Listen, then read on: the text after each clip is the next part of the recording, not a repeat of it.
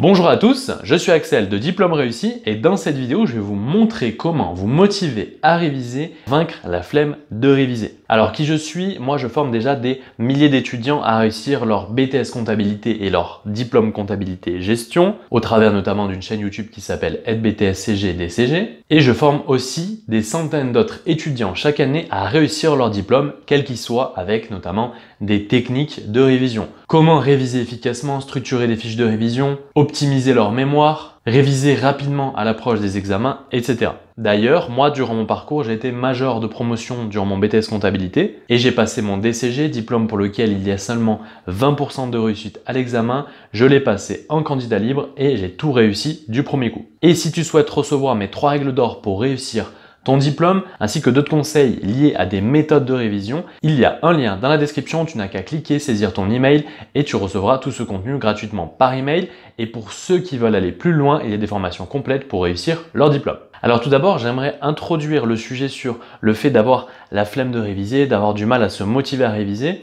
En essayant de faire un petit parallèle, il faut comprendre que le fait d'avoir cette flemme, le fait d'avoir ce manque d'envie de réviser, c'est souvent lié à des paramètres relativement simples. En fait, c'est votre cerveau qui va être un blocage sur votre motivation à vous mettre à réviser. Il ne faut pas croire que les étudiants en fait, qui réussissent super bien sont super intelligents, mais ce sont des étudiants qui ont compris comment leur cerveau fonctionnait et comment se mettre à réviser de manière assidue tout au long de l'année. C'est la seule clé pour la réussite, c'est un travail efficace. Attention, beaucoup d'étudiants travaillent énormément et ne réussissent pas à leurs examens, tout simplement car ils n'appliquent pas la bonne méthode de travail pour leur révision. L'idée, c'est vraiment de travailler régulièrement et efficacement. Avec ces deux paramètres, vous avez toutes les chances de réussir votre examen. Si je prends mon cas, à l'époque du bac, j'avais vraiment de mauvais résultats. Donc je me disais, peut-être que moi je suis pas intelligent et en fait, ceux qui ont des bons résultats, c'est qu'ils sont intelligents. Donc je m'étais vraiment conditionné à me dire, voilà, moi peut-être que je suis pas fait pour ça, je suis pas intellectuel.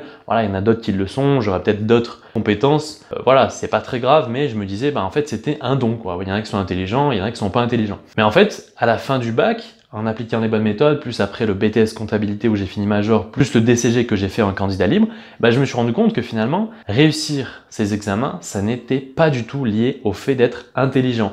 Bien au contraire. L'idée, c'est vraiment juste d'appliquer une bonne méthode de révision, de bien comprendre ce qui vous attend à l'examen, ce qu'on attend de vous, et vous, de travailler en conséquence et de vous préparer efficacement pour la réussite à ce diplôme. Et je dis bien à ce diplôme.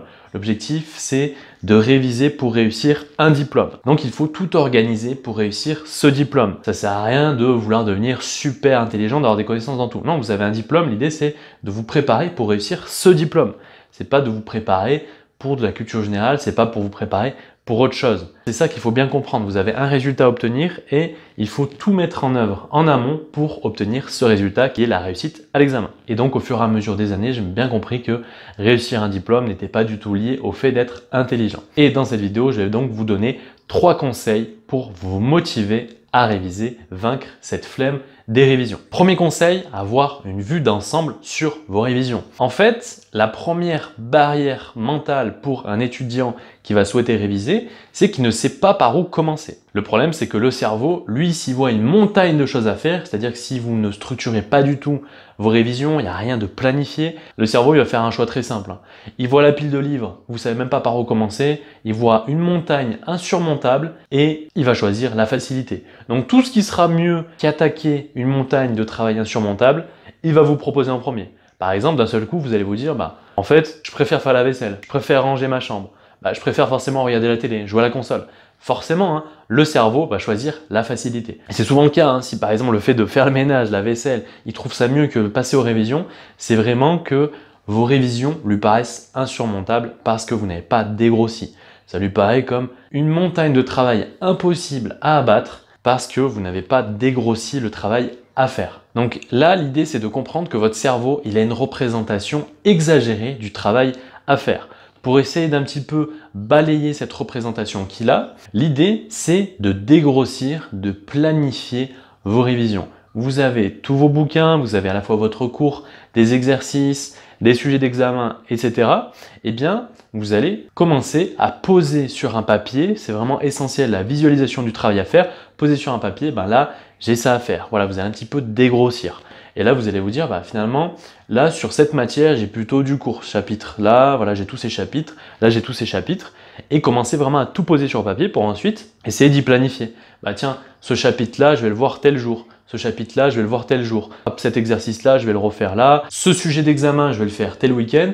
Là, l'idée, c'est vraiment que votre cerveau, il ait des tâches simples à effectuer. De rendre tout ce volume de travail compréhensible par votre cerveau et quantifiable. Voilà, bah finalement, il y a tout ça à faire, mais quand on le quantifie, quand on sépare un petit peu tous les blocs de travail, le cerveau il se dit bah finalement c'est pas si terrible. Et vous allez voir, c'est vraiment un travail psychologique. Moi je le faisais à chaque fois, et moi c'est un travail que j'applique encore aujourd'hui. Pour planifier la réalisation de vidéos, la sortie de formation, etc. Eh bien je vais poser tout sur papier, et comme ça mon cerveau il se dit bah voilà, finalement quand on pose sur papier, on arrive à visualiser le travail à faire, et ça paraît beaucoup plus abordable. Donc ça c'est vraiment l'idée de poser sur papier, de planifier vos révisions, pour que votre cerveau arrête de voir tout ce volume de travail comme quelque chose d'insurmontable. Voilà, cette perte de motivation pour vos révisions, ça vient tout le temps du fait que vous avez une montagne de travail qui paraît insurmontable, car vous n'avez pas dégrossi les choses à faire en petites tâches simples. Donc forcément, vous voyez cette montagne de travail et hop, commencez à avoir la boule au ventre, commencez à être stressé et à vous dire « Oh là là, j'y arriverai jamais, je sais même pas par où commencer » et tout va vous paraître mieux à faire que réviser. Donc, posez sur papier, structurez, planifiez vos révisions. Deuxième conseil, brisez l'inertie de l'inaction. Alors, l'inaction peut venir de deux facteurs, les habitudes, l'environnement. Alors, les habitudes, c'est lié en fait à tout ce que vous faites de manière régulière et qui sont intégrés par votre cerveau comme quelque chose de normal. C'est-à-dire que pour lui, si vous rentrez de l'école, hop, vous mettez devant la télé à regarder une émission ou après manger par exemple, vous allez jouer à la console, pour votre cerveau, vous avez créé une habitude. À chaque fois que vous allez rentrer de l'école, votre cerveau, il sait très bien que vous allez jouer à la console. Donc vous allez être amené par votre cerveau à jouer à la console de manière totalement instinctive. Parce que voilà, vous avez créé une habitude de long terme. Et l'environnement, c'est le fait pour votre cerveau d'associer un espace à une action. Exemple, chez vous, peut-être que le salon s'est associé au fait de regarder la télé en famille. Votre chambre, votre lit, s'est associé au fait d'avoir un moment vraiment de détente, au fait de dormir, de regarder la télé, de vous relaxer, de lire un livre. Si vous avez par exemple une chaise devant votre télé et qu'à chaque fois que vous vous asseyez sur cette chaise, c'est pour jouer à la console, votre cerveau, voilà. Alors, habitude et environnement sont relativement liés, mais c'est un petit peu différent. Là, l'environnement, c'est le fait que cette chaise, elle est attribué au fait de jouer à la console. Donc cet environnement-là, cette chaise et cette télé, c'est lié à du loisir. C'est un environnement de loisir. Donc si vous voyez cet endroit, pour votre cerveau, c'est pour avoir du loisir, rien d'autre. Donc comment pallier à cela? Changer les habitudes et changer l'environnement. Pour ce qui est des habitudes, eh bien l'idée c'est petit à petit de créer de nouvelles habitudes qui vont être positives pour vos révisions. Alors les habitudes, lorsqu'elles sont bonnes, c'est le meilleur vecteur pour réussir vos examens, surtout si elles sont mises en place sur le long terme. Exemple, maintenant en rentrant de l'école, si au lieu d'aller jouer à la console, vous dites à votre cerveau, tu rentres de l'école, tu recopies ton cours de la journée. Et vous faites ça tout le temps. C'est-à-dire qu'à chaque fois vous rentrez de l'école, vous recopiez votre cours de la journée et vous allez créer cette habitude de travail. Alors plus les habitudes sont simples et plus elles sont efficaces. Ici, moi c'est ce que je recommande, c'est une habitude relativement simple. De toute façon, après une journée de travail à l'école, après 7-8 heures, on n'a pas forcément envie de faire un sujet d'examen ou des choses trop complexes, que là vous allez simplement recopier, donc vous n'avez pas besoin de trop réfléchir, vous allez simplement faire un travail de remémorisation du cours du jour, en le recopiant. Ça c'est de toute façon ultra efficace et en plus c'est une tâche simple. Donc votre cerveau, il arrive à le quantifier. Voilà, tu rentres de l'école, tu recopies ton cours, le cerveau il se dit bon, c'est juste de la recopie, donc c'est une tâche simple, donc le cerveau va pas trop être rebuté au fait de faire cette tâche, et en plus c'est quantifiable. Vous savez très bien combien de temps ça va vous prendre à peu près de recopier votre cours. Vous pouvez délimiter par le temps. L'idée par exemple ici, c'est de vous dire, je recopie mon cours jusqu'à manger. Voilà, vous pouvez délimiter par cet espace-temps. Vous arrivez, vous goûtez peut-être, je sais pas, il est 5h30, 6h, et vous recopiez votre cours jusqu'à 7h30, 8h, jusqu'au moment de manger. Comme ça, au moins, c'est délimité. Et comme ça, vous allez vous y mettre. C'est quantifiable, c'est une tâche simple. Donc là, vous avez 2 paramètres pour créer une habitude solide et de long terme. Plus votre habitude sera simple et plus elle sera mise en place tôt et plus elle sera efficace sur le long terme. Imaginez un étudiant qui fait ça tous les soirs de semaine, donc 5 jours par semaine, ne serait-ce que recopier son cours. comparé à un étudiant qui lui va même pas recopier son cours, qui va pas du tout avoir cette habitude-là, qui à la place de recopier son cours va jouer à la console ou va faire d'autres choses, il n'aura pas envie de s'y mettre. Et ben plus le temps passe et plus l'écart se creuse entre les deux étudiants.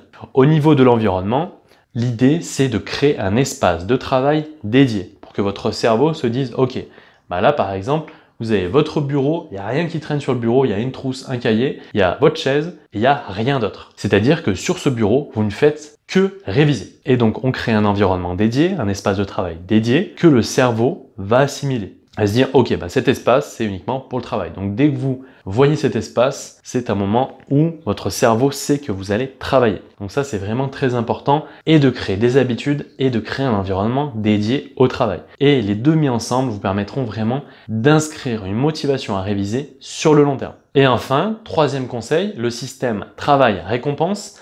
Alors là, l'idée, c'est de bien faire comprendre à votre cerveau que une part de travail égale une part de récompense. Il y a beaucoup trop d'étudiants qui sont à mi-chemin entre le travail et le loisir. C'est-à-dire que les phases où ils travaillent, ils sont à moitié en train de travailler, à moitié en train de faire des loisirs. Et du coup, les moments où ils ont des loisirs, ils vont culpabiliser du fait de ne pas réviser. Et donc, ils vont même pas apprécier leurs loisirs. Donc là, il faut absolument éviter ce système-là et justement créer des phases de travail intenses alternées avec des phases de loisirs dédié. Si on reprend l'exemple précédent, vous allez recopier votre cours entre le moment où vous rentrez de l'école et le moment où vous allez manger. Donc là, ça va être une phase de travail intense. Et tout ce qui va être après manger sera uniquement dédié au loisir. Donc là, tous les conseils sont vraiment liés. Là, on rebondit un petit peu sur le conseil numéro 2, sur les habitudes et l'environnement. Là, vous avez créé l'habitude travail intense sur cette plage horaire avec votre environnement dédié, votre bureau. Et après manger, vous allez créer l'habitude récompense avec votre environnement dédié. Donc là, l'idée, c'est vraiment de créer une organisation, une machine qui, à la fois, vous permet d'optimiser vos révisions sur le long terme et ne paraît pas non plus insurmontable. Si cet équilibre est rompu, c'est-à-dire que finalement, vous ne faites que travailler, et bien au bout d'un moment, votre cerveau il va se dire « Ok, je fais que travailler, il n'y a jamais de récompense, il n'y a jamais de moment où je peux me détendre. » Et aussi, ça permet, là, comme ça, les phases de travail intense, vous ne vous posez pas de questions, vous travaillez sur une tâche simple et vous l'effectuez. Ça ne vous paraît pas insurmontable puisque c'est délimité dans le temps et c'est une tâche relativement simple. Donc, vous allez voir que ça ne sera pas non plus une corvée à faire. Et donc, ce sera productif puisque ce sera dédié au travail. Ce sera court et intense. Et au moins, les phases de loisirs, vous n'aurez pas à culpabiliser. Vous allez vivre à 100% les phases de travail, mais aussi vous allez vivre pleinement les phases de loisirs. Les phases de loisirs, en plus, auront plus d'impact, puisque là, ce ne sera pas une phase jeu vidéo parce que j'arrive et je m'ennuie un peu ou j'ai pas envie de réviser, donc je joue aux jeux vidéo par défaut. Non, là, c'est parce que j'ai révisé que je m'octroie cette récompense. Et là, déjà, au niveau du cerveau, au niveau de toutes les émotions que vous allez avoir, ce sera bien plus bénéfique que arriver en fait amorphe de l'école et directement jouer à la console. Non, là, justement, vous allez vous octroyer cette phase de récompense parce que en amont, il y a une phase de travail intense. Et vous allez vraiment la prendre comme une phase de récompense à 100% sans culpabiliser puisque vous aurez travaillé en amont. Donc voilà pour mes 3 conseils pour vous motiver à réviser, pour vaincre ce blocage lié aux révisions. Je me répète, si vous souhaitez recevoir mes 3 règles d'or pour réussir votre diplôme, ainsi que des conseils et astuces sur des techniques de révision et comment optimiser notamment votre note à l'examen, il y a un lien dans la description, vous n'avez qu'à cliquer, saisir votre email et vous recevrez tout ce contenu gratuitement par email. Et pour ceux qui veulent aller plus loin, il y a des formations complètes pour réussir votre diplôme. C'était Axel de Diplôme Réussi, je vous dis à bientôt et je vous souhaite bon courage pour vos révisions.